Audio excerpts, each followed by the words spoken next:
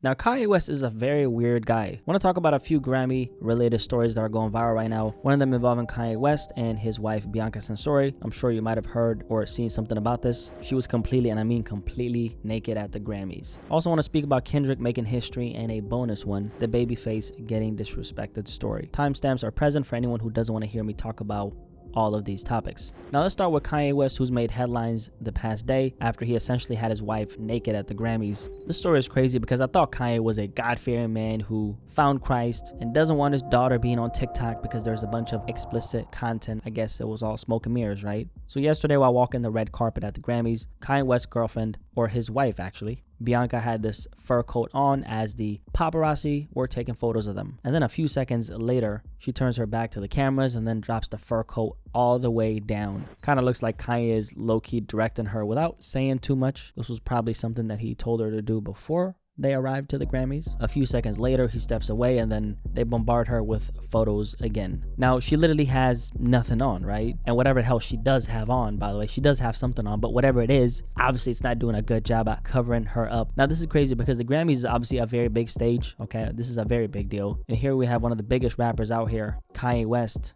who literally has his wife stripped completely naked. So this story has been going viral for the last day. And here's the thing, this is not uncommon for Kanye West. I'm sure you guys know that, he has this weird obsession with sexualizing his wife. I generally don't know what's wrong with Kanye, but then again, it's Kanye West, right?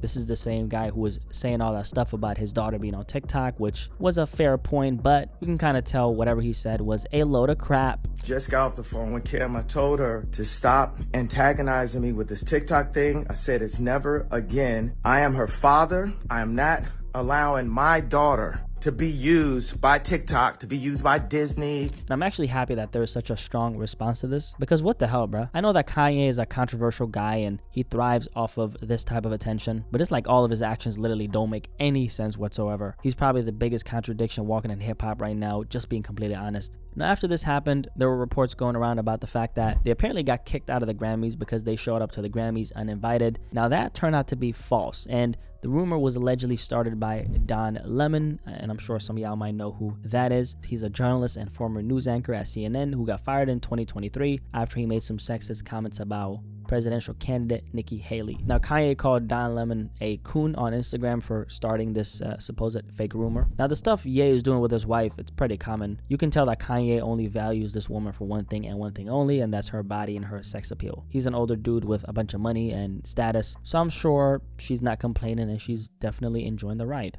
Back in 2023, while they were out in Italy, they ended up getting banned from a Venice boat rental company because Kanye decided to expose his butt crack after Bianca was on her knees, giving him that guac guac 4000. Now, this shit was in public, guys, okay? It was in Italy. All the constant efforts from Kanye to keep sexualizing this woman to the public is just straight up weird. I think he's just using this as an opportunity to stay in the headlines because we all know that sex sells. But it's like, why you gotta keep doing this and pretend like you're some God-fearing man? This is just straight up weird. And they should have gotten kicked out of the Grammys for that, by the way. Completely unacceptable to be exposing yourself like this, because if a man had done this, you would probably go into jail the same second, okay? And he should. I mean, public indecency is a crime. And then we got these celebrities doing crazy stuff like this, but ain't nothing happening to them. The level of hypersexualization in media today is overwhelming. It's everywhere in music, movies, social media. It's pushed so aggressively that it feels like, it's less about expression and more kind of an agenda. And that's exactly what it is. And it's funny how Kanye is always the one talking about agendas being up against them, but he's literally the machine, which is very ironic. Kanye is literally one of the biggest opportunists out there. He's a walking contradiction. It's just crazy. But anyway, let's move on to the next story, which is Kendrick making history at the Grammys. Now, Kendrick literally just made history at the Grammys. Not Like Us ended up winning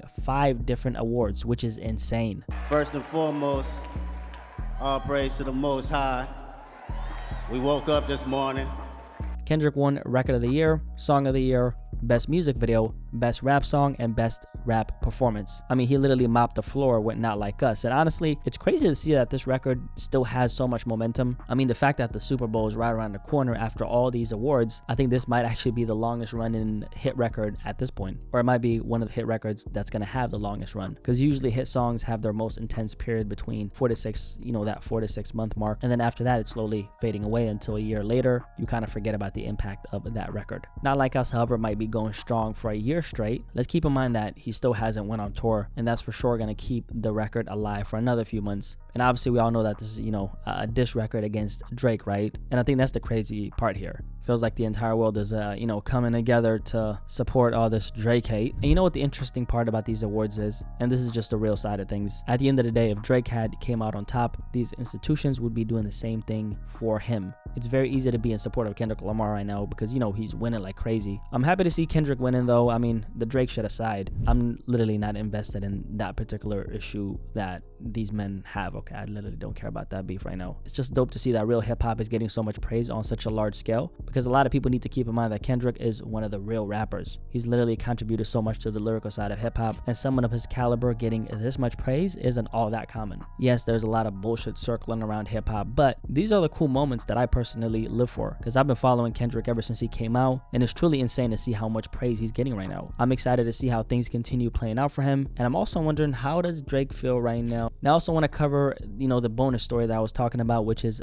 this Babyface story that went viral. Now Babyface is a legend in music. He's one of the most iconic names in R&B history, and he was at the Grammys just like all these other celebrities, right? Now Babyface was doing this interview at the red carpet with a news outlet called AP, and essentially what happened is during his conversation, like mid-interview, the interviewer decided to cut it short, like on some disrespectful shit, and walk away from him because she's seen another artist, Chappelle Roan, really successful pop star in music right now, walk by. So check out the clip right here. Yes, I think it's interesting. Chapel. You guys want to do that? Go do that. Hello, how's it going, Chapel? Hello. Good.